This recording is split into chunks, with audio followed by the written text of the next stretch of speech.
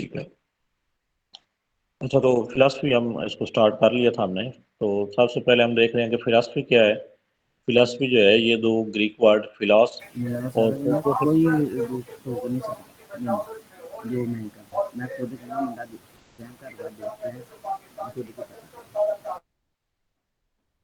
Philosophy दो Greek word फिलॉस और Sophia से मिलकर बना है, जिसमें फिलॉस का मतलब है लव और सोफिया का मतलब है विजडम। तो फिलासफी का मतलब बना लव ऑफ विजडम, मतलब सच्चाई, दानाई, इनसे मोहब्बत को, इनकी तलाश को फिलासफी कहा जाता है। अच्छा, उसके साथ मैंने कुछ जो इम्पोर्टेंट डेफिनेशंस हैं वो आपके साथ शेयर की हुई हैं, इसको मैं ज़रा फुल स्क्रीन कर देता हूँ।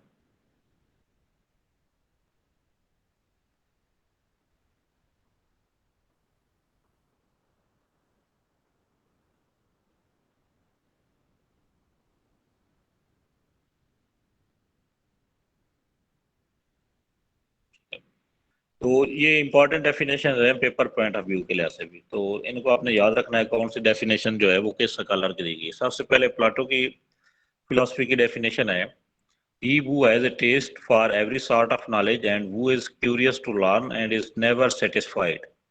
ठीक है, वो शख्स जिसके अंदर एक लगन होती है मजीद सीखने की और जो कभी सेटिस्फाई नहीं होता, इज कॉल्ड अ फिलासफर, उसको फिलासफर कहते हैं। ये प्लाटो की डेफिनेशन। इसके अलावा a nature of science which investigate the nature of being as it is in itself, कि जिस तरह कोई चीज़ है जो उसका फिजिकली वजूद है, उस तरह उसका मुताला करना जो है वो फिलासफी कहलाता है। ये अरिस्टोटल की डेफिनेशन है। ठीक है, इसके अलावा प्लेटो की फिलासफी की डेफिनेशन है कि philosophy aims at the knowledge of eternal nature of thing, कि फिलासफी जो है ये चीज़ों की एक दायमी या अब्दी जो नेचर है उसको, उसके बारे में इल्म देती है। ठीक है ना। इन दोनों की डेफिनेशन जो है वो डेफिनेशन ही अलग अलग स्कूल ऑफ थॉट जो है वो उसकी नुमाइंदगी करती है। एरिस्टोटल जो है वो कह रहा है कि as it is in itself, कि जिस तरह किसी चीज़ का वजूद है उसको स्टडी करना, जबकि जो प्लाटो है उसके नज़दीक फिलासफी क्या है कि ये चीज़ों की एक दायमी या अब्दी जो नेचर होती है उसके मुताले का नाम है। तो ये दोनों लाइन जो हैं यही असल में रिफ्लेक्ट करती हैं कि आइडियलिज्म और रियलिज्म में क्या फ़र्क है। अच्छा, इनको अब आगे हम डिटेल के साथ पढ़ेंगे। उसके बाद कायरो ने कहा था कि philosophy is the mother of all arts. ऑलरिज की डेफिनेशन है कि philosophy is science of sciences. ये कुछ इंपॉर्टेंट डेफिनेशन जो है वो मैंने। उसके बाद है एजुकेशन और फिलासफी के दरमियान क्या ताल्लुक है। ये इसको थोड़ा सा डिस्कस तो हमने जो फर्स्ट क्लास कंडक्ट की थी उसमें भी इसको थोड़ा सा डिस्कस किया था कि एजुकेशन में जो एम्स ऑफ एजुकेशन है वो किसी कौम की जो फिलासफी होती है वहाँ से आते हैं। ठीक है, लेकिन एम्स ऑफ जो फिलासफी का रिलेशन है एजुकेशन के साथ वो सिर्फ एम्स ऑफ एजुकेशन तक नहीं है। ठीक है ना, वो तो ज़्यादा कुछ चीज़ों का असर जिन पे ज़्यादा होता है वहाँ पे हमने उन चीज़ों को डिस्कस किया था। लेकिन एजुकेशन में कोई भी चीज़ ऐसी नहीं है जिस पे फिलासफी का असर ना होता हो। ठीक है, एम्स ऑफ एजुकेशन का तो सबको है कि उस पे होता है। उसके अलावा सर टीचिंग मेथड है। एक्सक्यूज मी सर, स्क्रीन नहीं नजर आ रही। बाकियों को भी नहीं नजर आ रही स्क्रीन? सर आ हमें रही शो है। हो रही मुझे है नजर आ रही है। सर, शो हो सर आ रही रही है। है। सर आ इधर क्यों रही नहीं है, शो हो रही? शो हो रही है। आप उसको पिन करके देखें जी सर। स्क्रीन को ना। हाँ, पिन करके चेक करें, शायद आ जाएगी। अच्छा, फिलासफी अगर ना किसी की तरफ शो हो रही हो तो ये स्लाइड्स जो हैं ये ऑलरेडी मैंने ग्रुप में शेयर की हुई हैं, एक दो बार मैंने शेयर की हुई हैं। तो वहाँ से स्लाइड्स को ओपन करके भी आप देख सकते हैं किसी की तरफ कोई इशू हो तो। लेकिन स्क्रीन जो है ना वो शो हो रही है, सबकी तरफ हो रही है। अच्छा, हम डिस्कस कर रहे थे कि फिलासफी और एजुकेशन का आपस में क्या लिंक है। सबसे पहले तो फिलासफी जो है ये असरअंदाज होती है एम्स ऑफ एजुकेशन के ऊपर।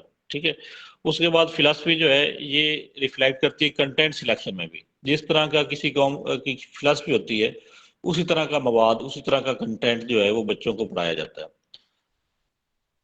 इसके अलावा फिलासफी जो है वो टीचर के रोल का तयन भी करती है। ठीक है, जैसा कि हम ये पढ़ा हुआ है हमने कि जो आइडियलिस्ट टीचर होते हैं वो आइडियलिज्म जो है वो टीचर सेंटर्ड फिलासफी है। वहाँ पे टीचर का रोल जो है वो बहुत ज़्यादा इंपॉर्टेंट होता है। टीचर ऑल इन ऑल होता है। सारी लर्निंग और टीचिंग की जिम्मेदारी जो होती है वो टीचर के ऊपर होती है।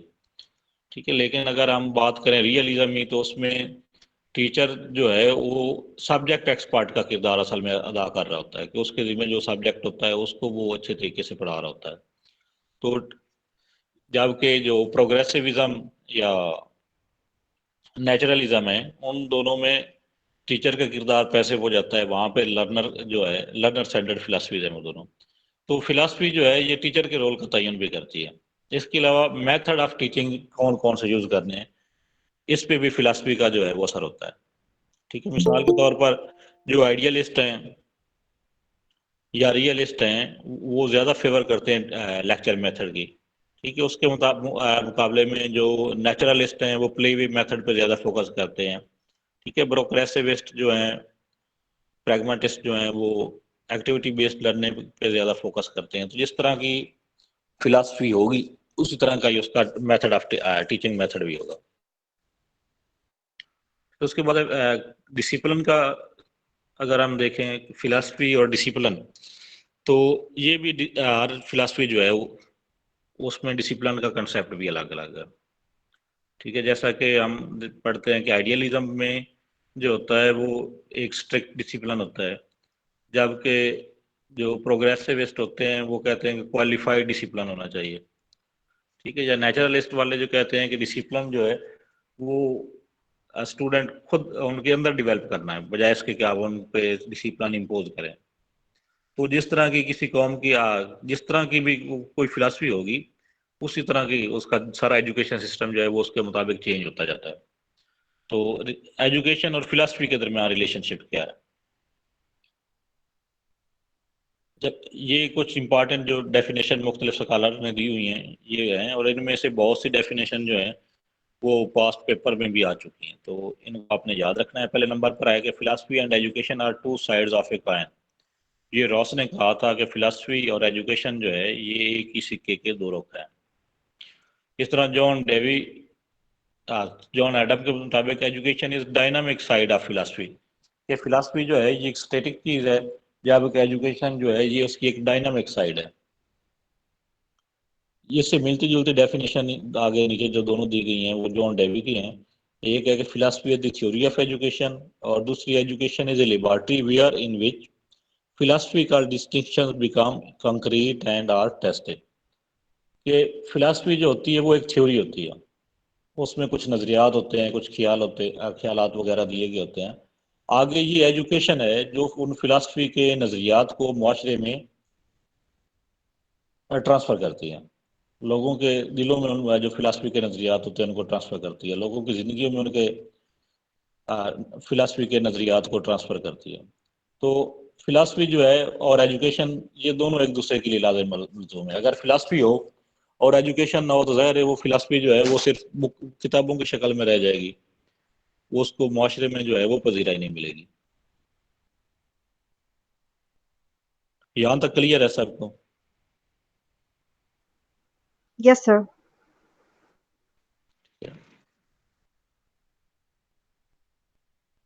तो उसके बाद है एरियाज ऑफ फिलासफी के। फिलासफी के एरियाज कौन कौन से हैं? तीन जो हैं मेजर एरियाज हैं, ऑन्टोलॉजी, इपेस्टिमोलॉजी और एक्सियोलॉजी। ऑन्टोलॉजी होता है study of reality, knowledge of reality.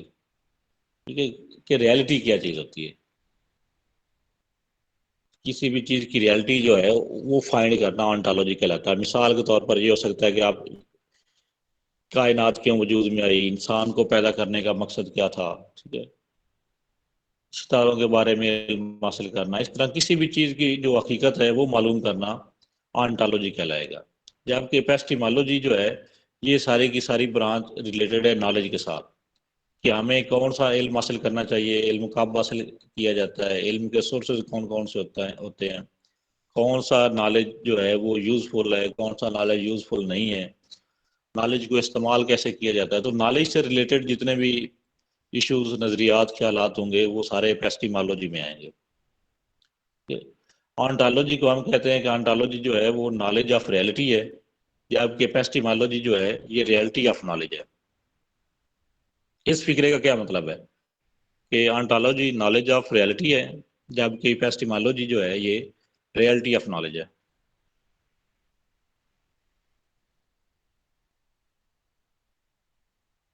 Sir epistemology कौन सा नॉलेज आपने बताया? आवाज नहीं आई आपको। सर आपने पंकज? एपिस्टेमोलॉजी कौन सा नॉलेज बताया? सर प्लीज दोबारा दोहराइए please sir. Nature of knowledge. ठीक है। अच्छा, उसके बाद एक्सियोलॉजी। एक्सियोलॉजी जो है इसकी नेचर ऑफ वैल्यूज। तो इसकी हम दो ब्रांचेस में डिवाइड किया गया एक्सियोलॉजी को। एक है एथिक्स और एक है एस्थेटिक्स।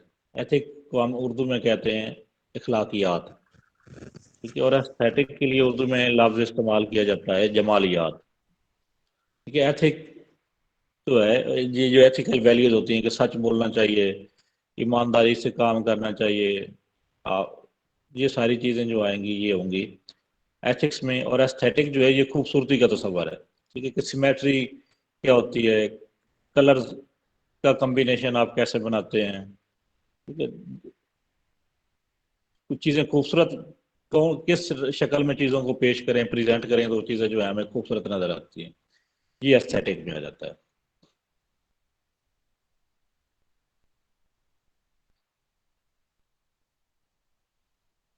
उसके बाद इसके तीन जो फिलासफी के स्टाइल्स हैं वो हैं, उसमें सबसे पहले नंबर पर है स्पेकुलेटिव फिलासफी।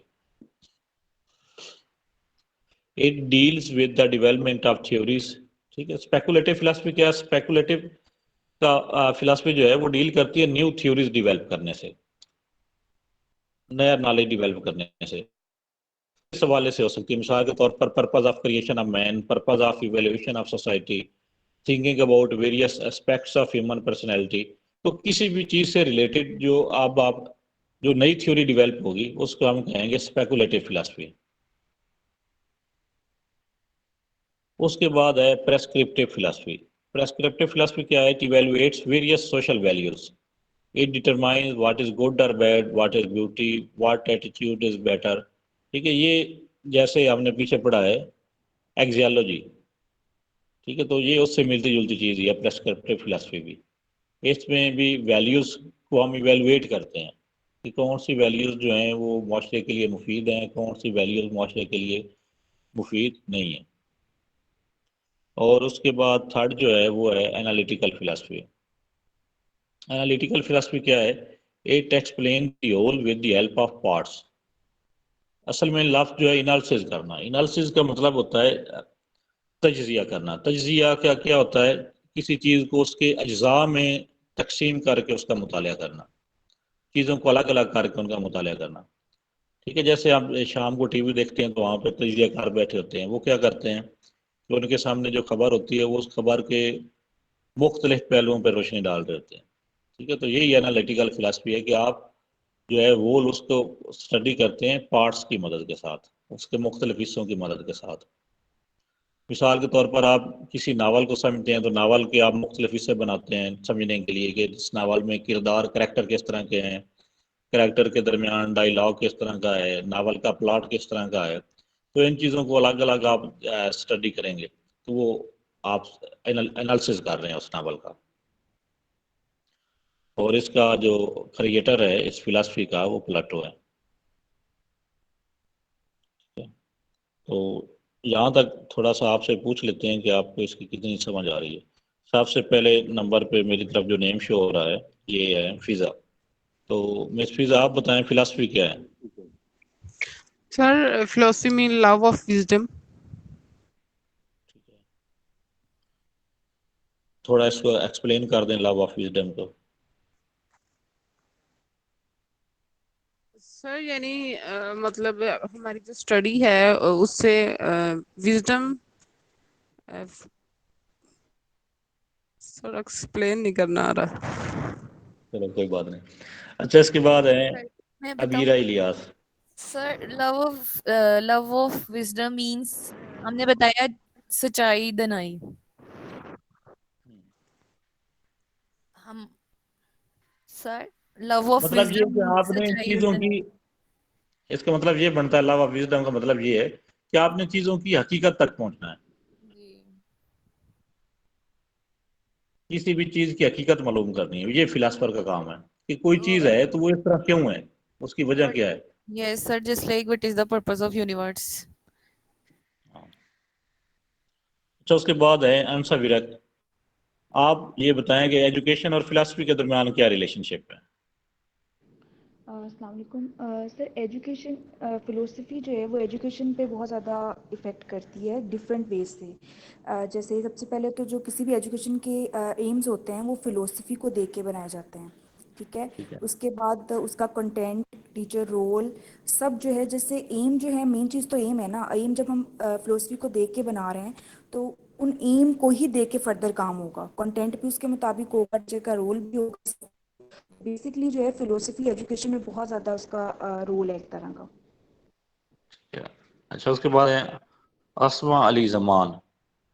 आप बताएं, ये एम्स का इन्होंने जिक्र किया है कि एम्स पे असर अंदाज होती है, इफेक्ट करती है फिलासफी। एम्स क्या चीज होते हैं।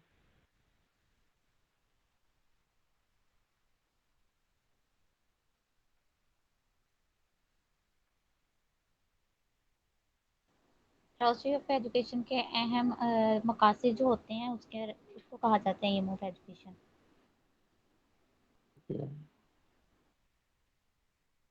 अच्छा, उसके बाद नेम शो हो रहा चौधरी कैसर।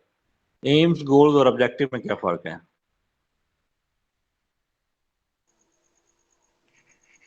सर एम जो होते हैं वो बिग लेवल पे होते हैं, जैसे हमने पूरे इस कंटेंट को ऐसा बनाना है कि उसको हर एक के लेवल पे बराबर बनाया जाएगा और एक ऐसा कंटेंट बनाया जाएगा।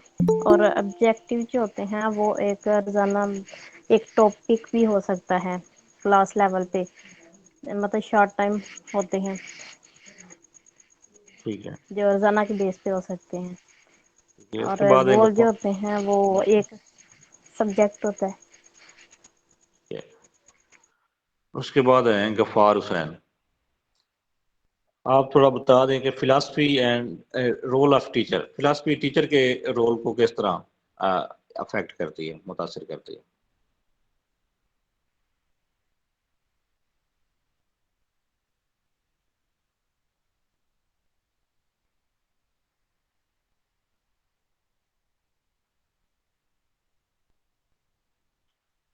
ठीक है, उसके बाद है जावेद सेब।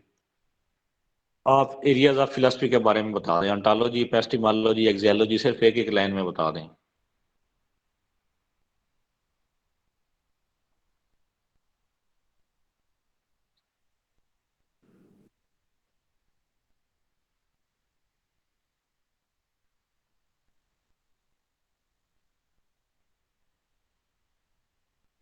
ठीक है, ये भी नहीं बता रहे। उसके बाद है सर इसमें से जो सेकंड पे बताइए सर उसको थोड़ा क्लियर कर दे, मुझे इसकी समझ नहीं आई थी।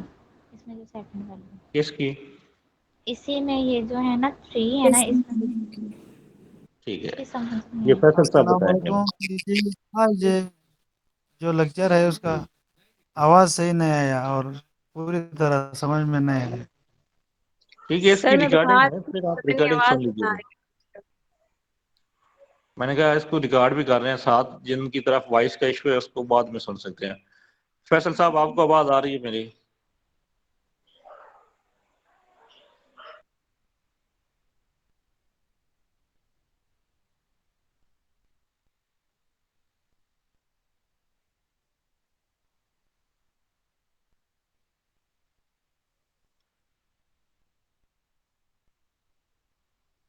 फैसल साहब भी गैब हो गए। अच्छा, उसके बाद है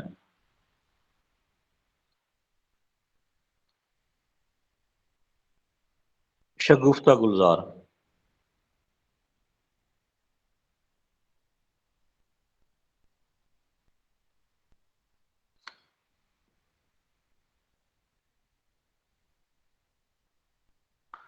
चलो हम इसको आगे स्टार्ट करते हैं। सर मैं एक्सप्लेन करती हूँ तो एरियाज उसके ऑफ बाद फिलोसफी। करते हैं आप एक्सप्लेन। सर इसके 3 एरियाज हैं, एक ऑन्टोलॉजी है, and ontology also called metaphysics. और सर ये डील्स करती है रियलिटी को, मतलब ये नेचर ऑफ रियलिटी को डील्स करती है। और ये जो ऑन्टोलॉजी है ना, ये स्पेकुलेटिव जवेरिया, फिलॉसफी को मैं आपको रिलेटेड डिस्टर्ब करती कर रही हूँ। जवेरिया ही सुना रही है ना। अगर हम है। जी रियलिटी जी, को मेटाफिजिक्स बोलेंगे तो हम फिर उसको रियलिटी क्यों कैसे कहेंगे? मतलब ये जो है मेटाफिजिक्स ना मीन बियॉन्ड कंसेप्ट, रियलिटी। इसका सेकंड नेम इनको दिया गया है ऑन्टोलॉजी को। सही। मेटाफिजिक्स भी वो दे सकते हैं कि पीपीएससी में मतलब मोस्टली आता है मेटाफिजिक्स इज आल्सो कॉल्ड, तो ऑन्टोलॉजी है अगर आता है ऑन्टोलॉजी इज आल्सो कॉल्ड तो वो मेटाफिजिक्स है। सही, ठीक है। हाँ जी।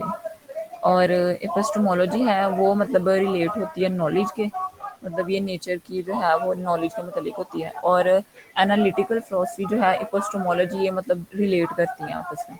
और एक्सियोलॉजी है वो वैल्यूज को डील्स करती है। और जो एक्सियोलॉजी है वो प्रिस्पेक्टिव फिलॉसफी जो सर ने हमें बताई है वो उसके रिलेट करती है। और ठीक है। उसके बाद जो हम जनरल फिलॉसफीज पढ़ेंगे, जी जैसा कि मैंने पहले बताया कि 5 जनरल फिलॉसफी जो हैं वो इम्पोर्टेंट 5 हैं, वैसे इसके अलावा और भी हो सकते हैं जनरल फिलॉसफी। तो उसमें सबसे पहले नंबर पर है आइडियलिज्म। ठीक है, आइडियलिज्म जो है इसमें 2 वर्ड है, एक है आइडिया और एक है इज्म। ठीक है, तो ये बुनियादी तौर पर जो है इसमें ख्याल या आइडिया उसको हकीकत तस्लीम किया जाता है। कि मिसाल के तौर पर हम देखते हैं कि हमारे सामने जो है ये चेयर पड़ी हुई है, तो चेयर क्या है? ठीक है, इसमें जो आइडियलिज्म वाले हैं उनके नज़दीक चेयर क्या है, चेयर बनाने का मकसद क्या था, वही उनके नज़दीक है। मिसाल ऐसी चीज़ जिस पे बैठा जा सके वो चेयर है। क्योंकि कुर्सी बनाई जाती है बैठने के लिए, उसके लिए पीछे जो एक आइडिया होता है वो यही होता है कि इस पे बैठना है। तो आइडियलिज्म के नज़दीक चेयर क्या है? ऐसी चीज़ जिस पे हम बैठते हैं। जब अगर हम बात करें रियलिज्म की, तो रियलिज्म वाले जो हैं, जैसे कि पहले उसकी डेफिनेशन भी प्लाटो की ये अरिस्टोटल की, it is study of things as, मतलब ये चीज़ों का को हम स्टडी करते हैं जैसा कि वो नज़र आ रही होती हैं। तो रियलिज्म के नज़दीक चेयर क्या होगी?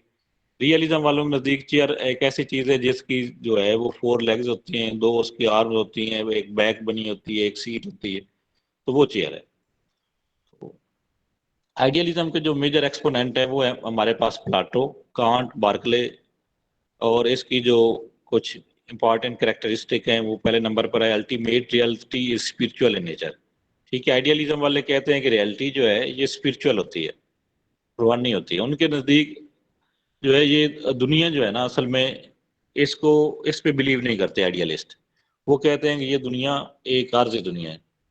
अगर आपने प्लाटो के जो ख्यालात हैं लिटरेचर में भी उनको स्टडी किया हो, तो प्लाटो के ख्यालात यही हैं कि प्लाटो ये समझता था कि ये दुनिया जो है ये असल दुनिया नहीं है, असल दुनिया कोई और है, और ये वाली दुनिया जो है वो उस दुनिया का एक अक्स है, परतो है या परछाई है।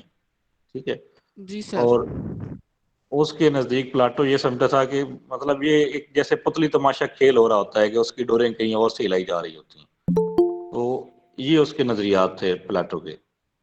जबकि जो अरिस्टोटल था उसने इसको रद्द किया था, और उसने प्लाटो ने ये कहा था कि चूंकि ये दुनिया एक नकली दुनिया है, ठीक है, असल दुनिया ये नहीं है जो दुनिया हमारे सामने है। तो फिर उसने, तो बुनियादी तौर पर उसका वो नजरिया जो था वो तो था लिटरेचर से रिलेटेड। तो उसने ये इतराज किया था कि जो शायर हैं वो एक चूंकि एक नकली दुनिया को देख के शायरी कर रहे होते हैं, तो वो एक तीसरे दर्जे की नकाली कर रहे होते हैं कि दुनिया तो एक नकल है पहले ही, असल चीज और है, लेकिन शायर आगे इस नकल को नकल कर रहे होते हैं। तो उसने कहा कि शायर जो होते हैं वो तीसरे दर्जे के नकाल होते हैं। तो उसके नजरियात के मुताबिक उसने कहा कि शायरी जो है इस पे बैन होना चाहिए, पाबंदी होनी चाहिए, क्योंकि ये हकीकत से दूर लेके जाती है। तो इसको जो रद्द किया अरिस्टोटल ने, अरिस्टोटल ने ये कहा था कि शायर जो होता है वो चीजों की नकाली नहीं कर रहा होता। मतलब ये दुनिया जो है जिस तरह नजर नजर आ रही है, शायर इसको इस तरह नहीं बयान कर रहा होता, बल्कि शायर इसको इस तरह बयान कर रहा होता है जिस तरह इस चीज को होना चाहिए। ये उसने एक इसको जवाब दिया था आगे से। तो यही इसकी जो फिलासफी है इसमें भी हमें यही चीज नजर आती है कि जो आइडियलिस्ट होते हैं उनके नजदीक दुनिया जो ये फिजिकल एक वर्ड है, ये मॉर्टल है, खत्म हो जाएगी। जबकि इसके मुकाबले में जो एक रूहानियत है या जो एक रूहानी रूह है जो है वो हमेशा रहती है। जिस्म जो है वो खत्म हो जाता है, लेकिन रूह का वजूद जो है वो हमेशा रहता है। Ultimate reality is spiritual in nature. उसके बाद है material world is mortal while ideas are eternal. कि दुनिया जो है, मटेरियल जो है ये मॉर्टल है, जबकि आइडिया जो है वो एटर्नल है। Body is false and mortal while soul is true and immortal. जिस्म जो है वो फॉल्स है, मॉर्टल है, जबकि सोल जो है वो ट्रू और इमॉर्टल है। तो उसके बाद जो है कि values are pre existing and unchanging. Idealism वालों के नज़दीक जो वैल्यूज हैं वो प्री एग्जिस्टिंग है और अनचेंजिंग है। उनको मतलब हम चेंज नहीं कर सकते, वो एक बनी बनाई वैल्यूज होती हैं। ऐसी वैल्यूज जो एक लंबे अरसे से माशरे के अंदर चली आ रही होती हैं, एक नस्ल से दूसरी नस्ल में मुंतकिल हो रही होती है, तो उन्हीं को फॉलो किया जाता है, उसमें हम कोई तब्दीली नहीं कर सकते। अगर हम आइडियलिज्म के एम्स ऑफ एजुकेशन की बात करें तो आइडियलिज्म वालों का पहला एम क्या, एग्जाल्टेशन ऑफ ह्यूमन पर्सनैलिटी। कि इंसानी जो एक शख्सियत होती है उसकी एक मुकम्मल नशोनुमा करना। उसके बाद इसमें है सेल्फ रियलाइजेशन। कि सेल्फ रियलाइजेशन का मतलब ये होता है कि अपने आप को पहचानना।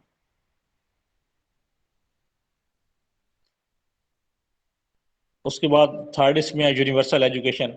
यूनिवर्सल एजुकेशन का मतलब होता है कि ऐसी एजुकेशन देना जो जिसके बारे में हम कहते हैं कि ये ज़मान और मकान की जो हदूद है उनसे मावरा है। मतलब वो एजुकेशन जो हर इलाके के लोगों के लिए हो, जो हर ज़माने के लोगों के लिए हो, ऐसी चीज़ें बच्चों को पढ़ाएं आप। ठीक है, मिसाल के तौर पर सच बोलना चाहिए, तो आप ये जो सच बोलने का एक तालीम है, चाहे आप इंडिया में चले जाएं, चाहे आप अमेरिका में चले जाएं, तो आपने इसको हम कहेंगे कि यूनिवर्सल ये चीज़ है, इस पे सबने अमल करना है। तो ये आइडियलिज्म वालों के नज़दीक जो एजुकेशन है वो यूनिवर्सल एजुकेशन होनी चाहिए। उसका ताल्लुक किसी ज़माने के साथ नहीं होना चाहिए। मतलब ये नहीं कि वो 5 सालों बाद या 10 सालों बाद वो चीज़ आउटडेटेड हो जाए, बल्कि वो चीज़ जो है वो हमेशा रहे, वो चीज़ पढ़ाएं बच्चों को। उसके बाद है एनरिचमेंट ऑफ कल्चरल इन्वायरमेंट। कि जो कल्चर होता है उसको इनरिच करना, ये भी एम्स ऑफ एजुकेशन में है। उसके बाद एक कल्टीवेशन ऑफ मॉरल वैल्यूज़। जो इखलाकी अकदार होती हैं उनको माशरे के अंदर परवान चढ़ाना। अगर हम करिकुलम की बात करें कि आइडियलिज्म वालों के नज़दीक करिकुलम किस तरह का होना चाहिए, तो curriculum consist of humanities and cultural studies. Curriculum में ह्यूमैनिटीज़ और कल्चरल स्टडी ये सब्जेक्ट शामिल होने चाहिए। इनके नज़दीक जो एक्टिविटीज़ होती हैं आइडियलिज्म वालों के नज़दीक, ये 2 तरह की एक्टिविटीज़ होती हैं, एक होती है फिजिकल और एक होती है स्पिरिचुअल। तो फिजिकल एक्टिविटीज़ कौन कौन सी होती हैं? Physical activities include health and hygienic. के बच्चों को हेल्थ के हवाले से या सेहत के हवाले से मुख्तलिफ एक्टिविटीज़ करवाना, ये इनके करिकुलम में शामिल होगा। मतलब करिकुलम में ऐसी चीज़ें शामिल करें जिससे बच्चे जो है अपनी हेल्थ या अपनी सेहत के बारे में भी जान सके, आगाही हासिल कर सकें। उसके बाद इसमें जो सब्जेक्ट मुख्तलिफ पढ़ाए जाते हैं उसमें है subjects like history, geography, language, fine arts, morality, religion, science, religious sciences, mathematics and others should be included in the curriculum. ये कुछ सब्जेक्ट हैं जो उसके करिकुलम में शामिल किए जाते हैं। उसके बाद अगर हम मेथड्स ऑफ टीचिंग की बात करें आइडियलिज्म वालों के नज़दीक, तो प्लेटो जो इसका फाउंडर था फिलासफी का, Plato advocated Socratic method. Socratic method क्या है? ठीक है, सवाल और जवाब का तरीका। सुकरात जो है वो अपने तुलबा को तदरीस के लिए ये मेथड इस्तेमाल करता था। ठीक है, मतलब सवालात पूछे जाते थे और सवालात की तरतीब कुछ इस तरीके से बनाई जाती थी कि एंड पे जाते जाते स्टूडेंट्स जो है वो रियलिटी तक पहुंच जाते थे, हकीकत तक पहुंच जाते थे। तो आइडियलिज्म वालों ने भी सोक्राटिक मेथड को इस्तेमाल किया है। Some other idealist suggest deductive method, inductive method, analytical method and so on. बाकी उन्होंने कहा कि कुछ बाकी जो आइडियलिस्ट हैं उन्होंने डिडक्टिव मेथड, इंडक्टिव मेथड और एनालिटिकल मेथड जो है इसको भी सुजेस्ट किया है। ये डिडक्टिव और इंडक्टिव मेथड जो है ये इंपॉर्टेंट कंसेप्ट हैं दोनों, और इनके हवाले से लाजमी तौर पे एक ना एक एमसीक्यू जो है पेपर में आ जाता है। अगर आपको इनकी समझ आ जाए डिडक्टिव और इंडक्टिव की, तो इसका मतलब है कि आपके 2 नंबर जो हैं वो आप के पक्के हैं पेपर के अंदर। तो इंडक्टिव और डिडक्टिव को थोड़ा सा मैं एक्सप्लेन कर देता हूं यहाँ पे। डिडक्टिव मेथड वो होता है जिसमें आपके पास रूल्स जो हैं वो पहले से डिवेल्प हुए हुए होते हैं, आपने सिर्फ उन रूल्स को किसी खास आपने सर सिर्फ उन रूल्स जनरल टू स्पेसिफिक की तरफ शायद। हाँ ठीक है, वही बात मैं कर रहा हूँ कि रूल जो बने हुए होते हैं इसका मतलब है कि वो जनरलाइज हैं रूल, पहले समझ आ गई बात की। और स्पेसिफिक उसको स्पेसिफिक सिचुएशन में आपने यूज करना है। मिसाल के तौर पर जो है रूल क्या है कि हम कहते हैं कि हर अमल का एक रद्द अमल होता है, या एक अब फर्ज करें रूल ये है कि पानी जो है वो जब ठंडा होता है तो वो उसके जो वॉल्यूम होता है उसमें इजाफा हो जाता है। ये एक जनरलाइज चीज है। अब आपने इसको स्पेसिफिक सिचुएशन में इस्तेमाल करना है, किसी खास चीज की वजाहत करने के लिए आप इस रूल को इस्तेमाल करेंगे, तो ये आप डिडक्टिव मेथड इस्तेमाल कर रहे हैं। मिसाल के तौर पर आप ये एग्जांपल दे सकते हैं कि चूंकि पानी जो है वो ठंडा होने पे फैल जाता है, इस तरह सर्दियों में जो पानी के पाइप वगैरह होते हैं उनके फटने के चांसेस होते हैं। या जब हम फ्रीजर के अंदर पानी रखते हैं तो जिस बर्तन में हम पानी रखते हैं उसको थोड़ा सा ऊपर से खाली छोड़ देते हैं ताकि अगर पानी फैले भी तो वो बर्तन से बाहर ना आए। तो ये है डिडक्टिव। इंडक्टिव जो होता है जिसमें हम किसी खास सिचुएशन से या एग्जाम्पल्स की मदद से रूल्स बनाते हैं, उसको जनरलाइज करते हैं। जनरलाइजेशन का अमल बाद में होता है, पहले हम उसके 2 4 5 जो है वो एग्जाम्पल स्टडी करते हैं और उन एग्जाम्पल से हम कोई नतीजा अखज कर रहे होते हैं। कि मिसाल के तौर पर आप एक किताब जो है आप उठा के देखते हैं, आप कहते हैं कि इस किताब के शुरू में जो है ना वो लिस्ट ऑफ कंटेंट है। फिर आप दूसरी किताब देखते हैं, आप कहते हैं इस किताब के शुरू में भी लिस्ट ऑफ कंटेंट है। फिर आप तीसरी किताब देखते हैं, आप कहते हैं इसके शुरू में भी लिस्ट ऑफ कंटेंट है। तो उसके बाद आप जो है वो इस नतीजे पे पहुंचते हैं कि हर किताब के शुरू में एक लिस्ट ऑफ कंटेंट होती है। तो हर किताब के शुरू में एक लिस्ट ऑफ कंटेंट होती है, ये जनरलाइज स्टेटमेंट है। जो आपने पहले 1 2 3 किताबों में देखा है, शुरू में उनको ऑब्जर्व किया है, वो आपकी स्पेसिफिक है वो चीज।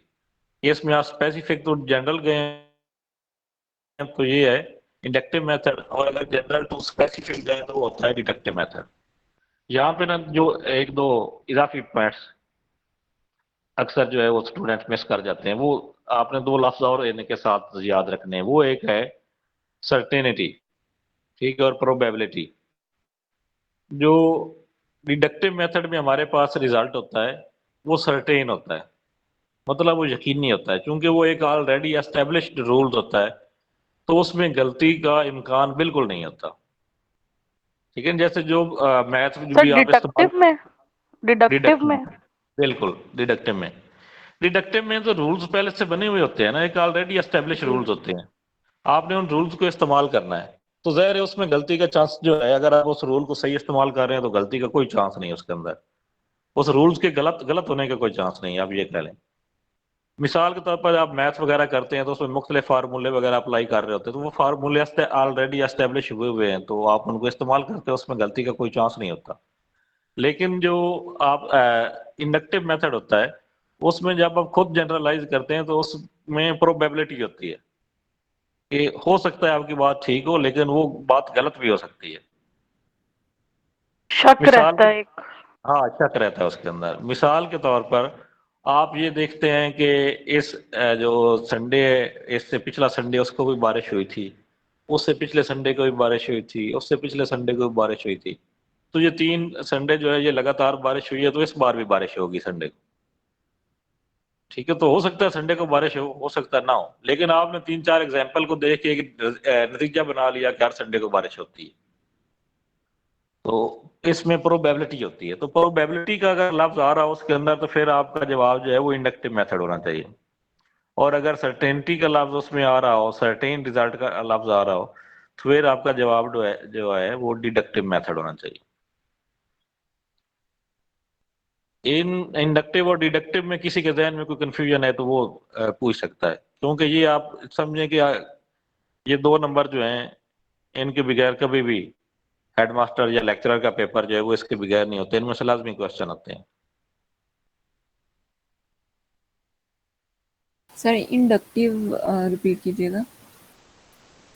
आपको क्या समझ आई इंडक्टिव की, आप बताएं। ये कि सर इसमें शक होता है, मतलब ये जो डिडक्टिव होता है वो डेवलप्ड ऑलरेडी होते हैं और प्रोबेबल ये जो होते हैं इंडक्टिव में नहीं होते, बस ये है।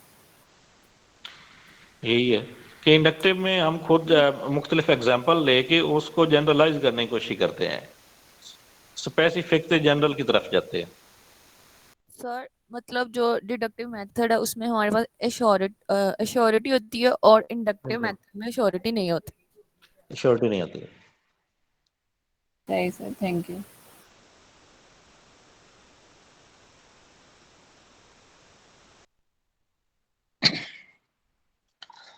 अच्छा, ये तो हम पढ़ रहे थे कि आइडियलिज्म के नज़दीक मेथड्स ऑफ टीचिंग क्या क्या हैं। उसके बाद है कि आइडियलिज्म वालों के नज़दीक टीचर का किरदार किस तरह का होता है, आइडियलिज्म का टीचर किस तरह का होता है। तो आइडियलिज्म में जो टीचर होता है वो ही ऑल इन ऑल होता है। आइडियलिस्ट टीचर जो होता है वो बच्चों की ओवरऑल डेवलपमेंट का जिम्मेदार होता है। उसी टीचर ने ये फैसला करना है कि बच्चों को क्या पढ़ना चाहिए, कब पढ़ना चाहिए, कितना पढ़ना चाहिए, किस तरीके से पढ़ना चाहिए। तो वो ऑल इन ऑल होता है टीचर। तो आप कह सकते हैं कि टीचर जो है, there is no teaching without teacher, कि अगर टीचर का इसको हम खत्म कर दे आइडियलिज्म से तो टीचिंग भी खत्म हो जाएगी। टीचिंग का सारा रिस्पॉन्सिबल जो है वो टीचर होता है। टीचर सेंटर्ड फिलॉसफी हम कह सकते टीचर हैं। Centred philosophy. बिल्कुल, टीचर सेंटर्ड फिलॉसफी। उसके बाद है डिसिप्लिन का concept. It gives a qualified freedom to children. ठीक है, क्वालिफाइड फ्रीडम से इनका यही यहाँ पे मुराद ये है कि बच्चों को आप फ्रीडम दें, लेकिन उस फ्रीडम पे भी कोई हदूद लगा दें कि आपको इन इन चीज़ों, जहाँ तक आपकी लिमिट्स हैं, इन लिमिट्स के अंदर जो है वो आप आज़ाद हैं। कि एक जो एब्सोल्यूट फ्रीडम होती है, मुकम्मल आज़ादी जो है वो बच्चों को नहीं दी जाएगी, बल्कि क्वालिफाइड फ्रीडम दी जाएगी। इस पे जो क्रिटिसिज्म किया जाता है आइडियलिज्म पे, उसमें ये है कि it neglect psychological nature of child, के सर बच्चे ये की। अभी आपने क्वालिफाइड फ्रीडम मीन्स के जिन बातों से मना करना है उससे एक रिस्ट्रिक्शंस होंगी। हाँ, बच्चे के ऊपर रिस्ट्रिक्शन होगी। ठीक है। एब्सोल्यूट फ्रीडम नहीं होगी ना। एब्सोल्यूट फ्रीडम का ये है कि बच्चा जो दिल चाहे वो करेगा।